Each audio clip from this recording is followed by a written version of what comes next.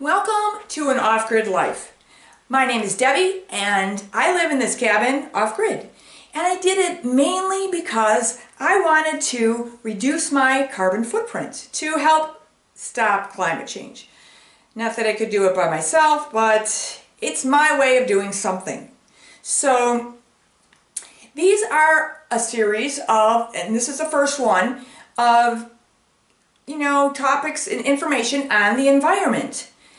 So let's talk about climate change. Climate change is something that we all know about. We talk about it. We maybe joke about it. Some of us are freaking out about it. But it's something that it's easy to forget. Because it's not like happening, well, it is happening every day, but it isn't like there's catastrophes every day. Even in the areas where there's forest fires, like in California or in the West or down in the South with more hurricanes and storms, even in those areas, it's not like it's happening every day. The Arctic, yes, they're monitoring that at all times and watching how it's melting. And there's some islands where they definitely see the water encroaching. So they're very aware of climate change. But for most of us, on any given day, when you open your door to go outside, you don't go, oh my gosh, don't go out there, there's climate change. It's fluctuations that happen and we forget about them, which is not a good thing. But there's a couple other things in addition to climate change that nobody talks about. And please correct me if I'm wrong, because I don't watch TV. I haven't watched TV for 10 years, and so maybe they have these things on TV now. And those two things are resource depletion and overpopulation. I'm sure there's specials on climate change, but those other two, maybe not. And let's look at resource depletion.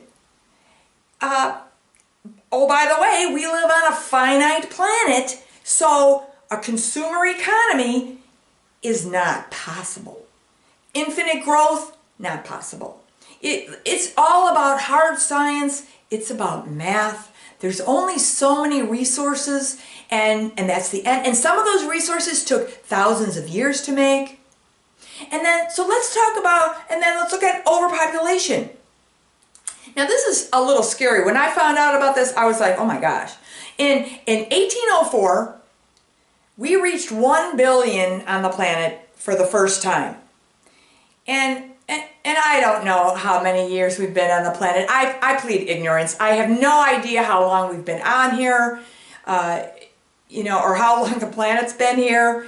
But it took a lot of time, tens of thousands of years.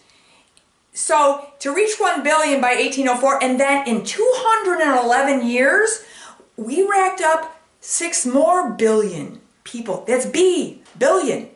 So if that isn't scary, I don't know what is. So those three things, climate change, resource depletion, and overpopulation, are what I call like the perfect storm. It can't get any worse than that. And I didn't know any of this stuff. I went to college at 50 in 2005. Yes, I'm a late bloomer. And the universe kind of helped me get there, because I didn't go, oh yeah, I should go to college now. It kind of really pushed me into college, but it was the best thing that I ever did.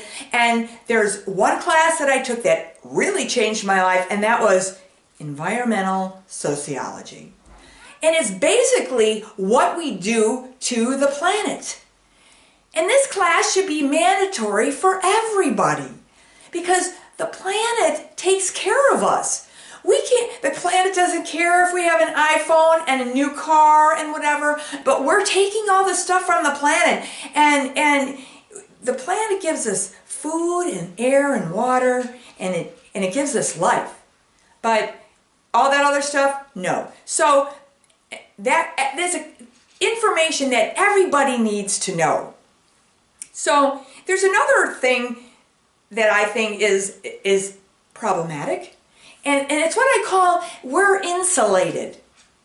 It's not only we don't know about this stuff, we're also far away away from nature. Most everybody, only in the United States, but in the world, most everybody lives in a city now.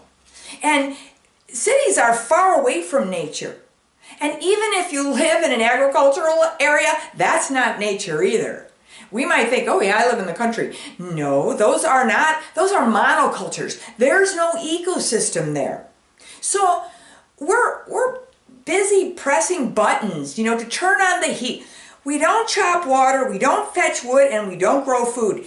The tomato plants we grow, yeah, let's not count those. So we don't do any of those things to help our survival. We get them from other sources that do it for us. So we press on the heat, put on the electricity, the air conditioning. Our refrigerator is running 24/7. We watch movies, we put it on a computer, we get in cars, we go to the store, we go to work, we go on vacation, we go shopping. And then we get in planes, we go on vacation, we go to a business trip. We go to big box stores. And this is kind of in any metro area, like in a suburban area, or even in the city. Well, you can't see it so much in the city, but there's like 2 or 3 miles of big box stores.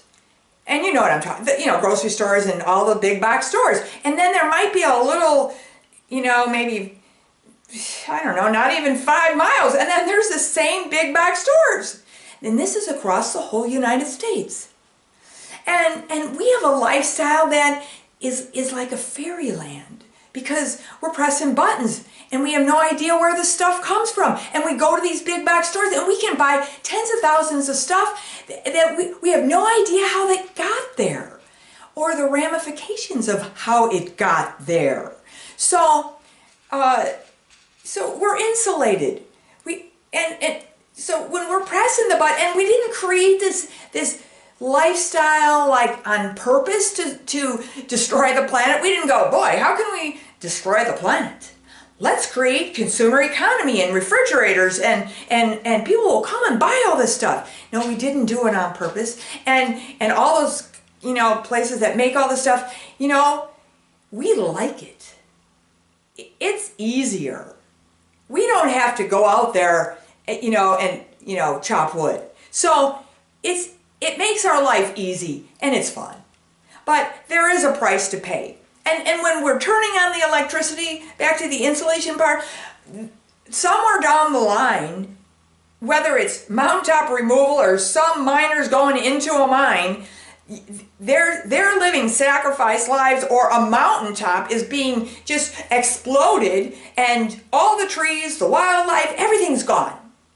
And the coal, all the dust, mercury, arsenic, and lead spews into the atmosphere, goes down into the valley, goes into the water, goes into the air, and those people are breathing and drinking that water, and they're getting sick, and many of them are dying.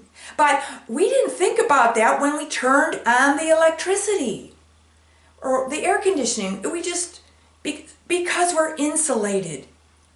So when I took that class, it wasn't like, when you know something, you can't unknow it. So when the class I took, I learned out about all this stuff. I was like, oh my gosh. And a very close friend said, you get the virus. And I knew exactly what he meant when he said that. And he's teaching it, so he sees the light bulb go off in each of his students, And I didn't take it from, in his class, but that's what happened to me. All of a sudden it was like, oh my gosh, all this stuff is happening. And then after I took that class, I watched documentary after documentary of stuff that wasn't even in the class or was in the class. I wanted to know the whole picture. And just when I thought everything was covered, I'd find another documentary and I'd go, oh, like plastic. There's a documentary called Bag It. And I knew there was a Pacific Garbage Patch, but plastic. So it's depressing. But there are solutions to this. And you think, well, one person can't do it. No, but a lot of people could do it. And in the United States, we don't have a national plan and to address climate change, resource depletion, and overpopulation. We need a national program, and we don't have one.